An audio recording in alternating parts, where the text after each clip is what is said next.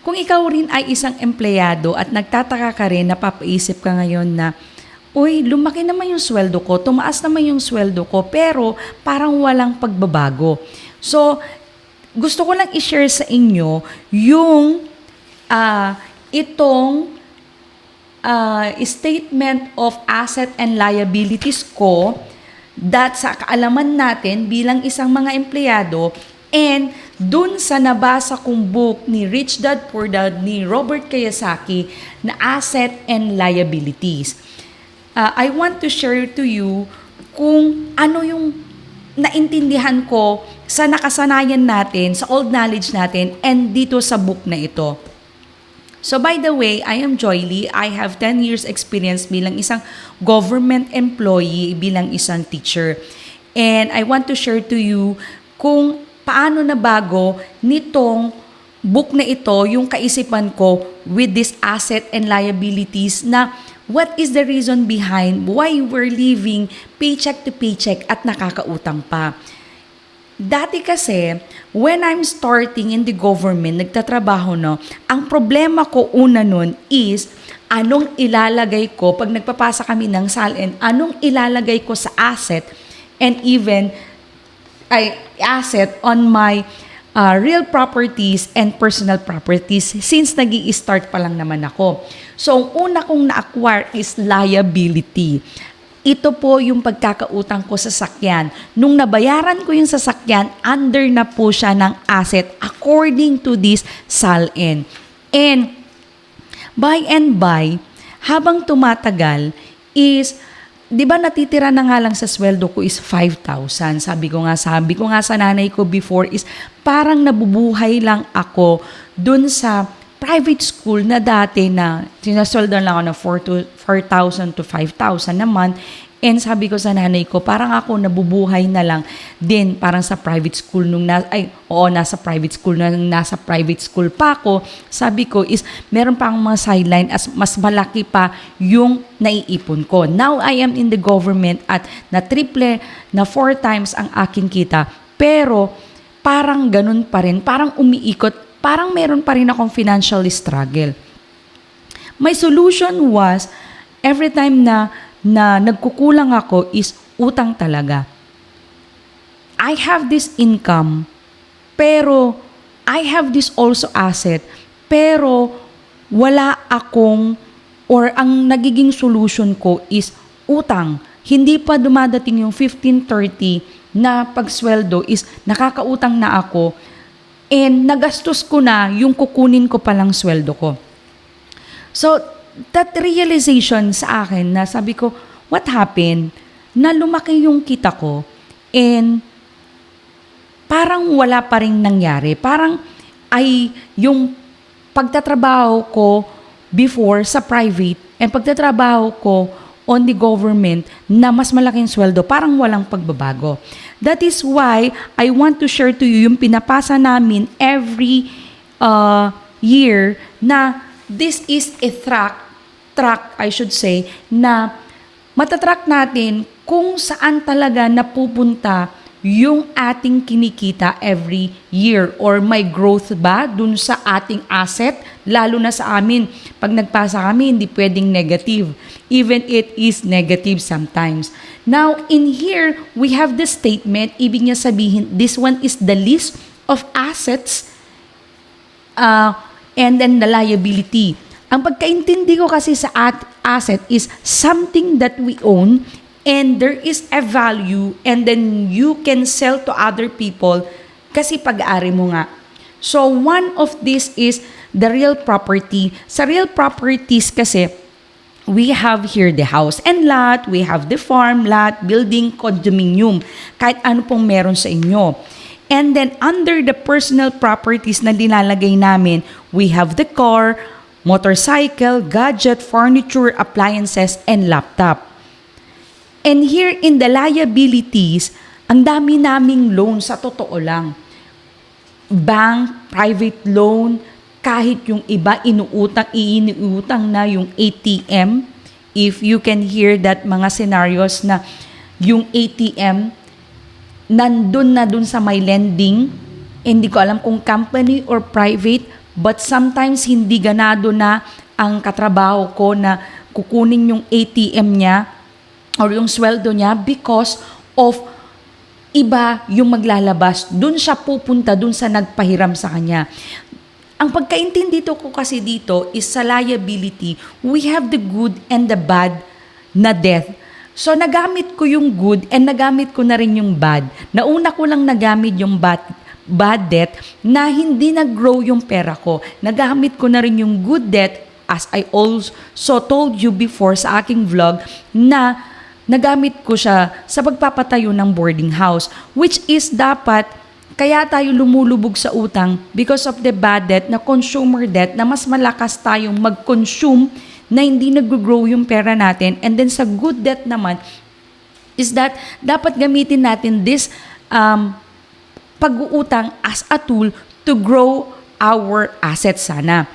And here lang, against dito naman kay book ni Robert Kiyosaki, nang sabi niya dito sa may kanyang book na sa asset is, sabi niya, something that you put money on your pocket whether you work or not.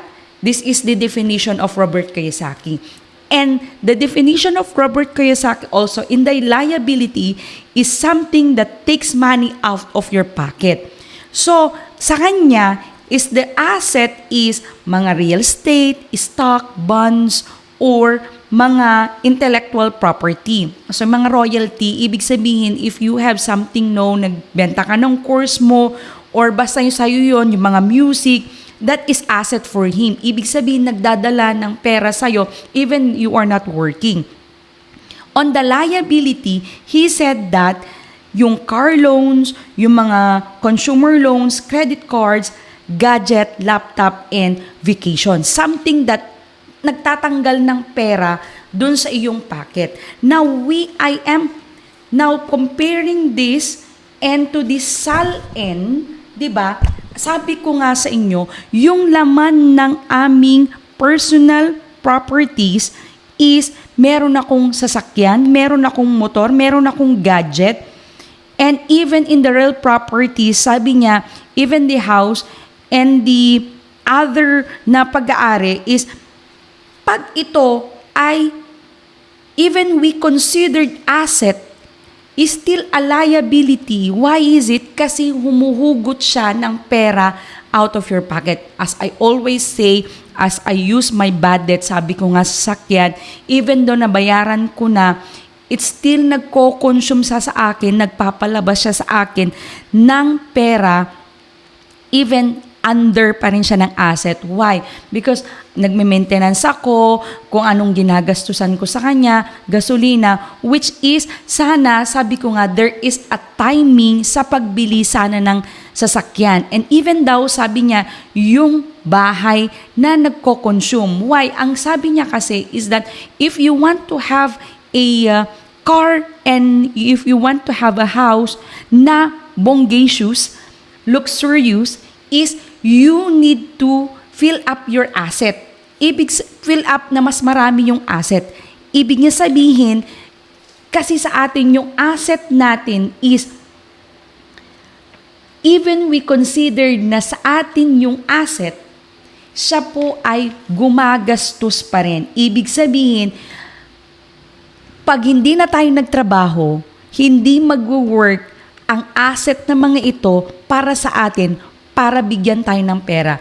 One example ko na acquire ko na asset is, if mahilig po kayo sa boarding house, real estate, mga ganyan, or stocks or bonds, mahilig po kasi ako sa side hustle, sa mga ganyan. So, isang na-acquire ko po is yung aking boarding house, which is, sabi niya, whether you work or not, may nagpapasok ng pera. So, if hindi po kayo mahilig sa business, you can find an instrument for you na magpapasok po ng pera. Why is it this very important? There is a connection kasi with our personal income expenses statement. Still pa rin po, ang ating income, ilan lang naman po, di ba? Salary, overtime, and even our side hustle. Halos yun lang naman kokonti. But under in our expenses, ang dami. If you summarize, mas madami siya. And we have the credit cards, we have the loans, we have the bank loans, we have the private loans, and ang dami nating expenses in our needs and wants and even in our lifestyle. Doon po siya napupunta, which is to compare na pag bumili tayo ng gadget and furniture, pag tayo ay naglagay sa ating SALN, na under siya dito sa ating personal properties, which is expenses nga according dun sa asset and liability definition of Robert Kiyosaki. That's why if we will track our income and expenses, no, we need to label it. Ang ginagawa ko, isang action na ginagawa ko is, pag hindi mo kasi isinulat, hindi mo siya makikita.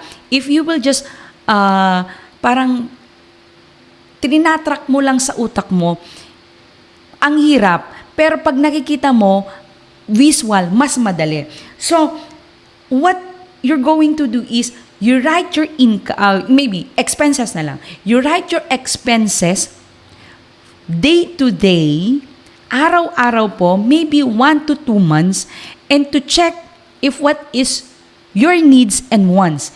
And then label it. Ay hindi, wag mo nang i-label, ay wag mo munang i-judge. Basta isulat mo lang siya. And then, after nan, siguro 1 to 2 months, pag nakita mo siya, label it na must have, kailangan, better to have it, and like to have. 3 po. Yung must have, kailangan. It is a need. Pag nawala to, kawawa kayo, and buong family. And then better to have, di ba yung must have mo, tapos yung better to have, parang pwede, ako for example, kaya ko naman pumasok na nakamotor, mas mura yung gasolina ko. Pero, mas pinili kong magkotse for mas ma-comfortable ako. So, better to have. So, ibig sabihin, yung gasolina kong mas maliit dito sa motor, lumaki. Kasi nagkotse ako. That's a better to have. And then, like to have is, kahit na wala ka nito, is hindi kayo mamamatay. Hindi ka ba hindi ka basta, hindi maano yung pamilya nyo. I mean, okay pa rin, buhay pa rin. So if you track, maybe you can reduce or maybe tatanggalin muna yung like to have.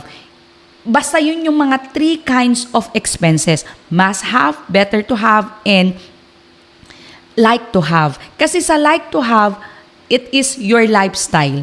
Kaya dun, pag natrack mo yung income and expenses mo, babangga ngayon siya sa may asset and liabilities mo. Kasi nga, ang pag-track ng personal expenses, personal income and expenses statement mo is pwede siyang once or twice a month.